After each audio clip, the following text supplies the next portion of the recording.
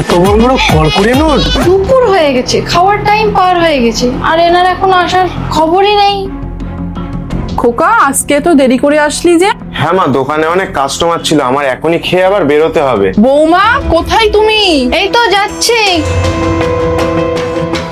চলে এসেছো তুমি? আজকে আমি তোমার পছন্দের কাচ্চি বিরিয়ানি বানিয়েছি।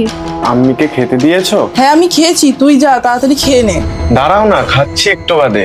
বসো এখানে। আজকে না তোমাকে এই ব্ল্যাক ড্রেসে খুব সুন্দর লাগছে। বৌমা!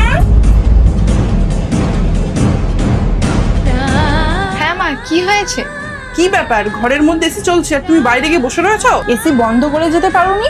জানো না এসির কত টাকা বিল আসে? টাকা তো ইনকাম করতে হয় না, তো বুঝবা কি করে? আসলে শাশুড়ি আম্মা, আমি ভুলে গিয়েছিলাম, আমি এখনই বন্ধ করে দিচ্ছি। ঠিক আছে আম্মি, আমি এবার থেকে খেয়াল রাখবো। ভুলে গিয়েছিল? তুমি আমার মায়ের কথায় কিছু মনে করো না। বিয়ের আগে যখন আমি ঘরে ফ্যান বন্ধ করতে ভুলে যেতাম, তখন আমার মাও এইভাবে আমাকে বকাবকি করতো।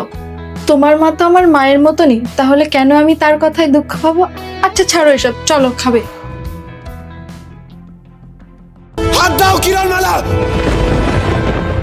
আমার হাত শক্ত করে ধরো কিরণমালা! তোমার কোনো খেয়াল নেই? 8টা বেজে গেছে, তুমি এখনো ফোন দেখছো? তোর এত বড় স্পর্ধা, তুই আমার হাত থেকে ফোন কেড়ে নিস?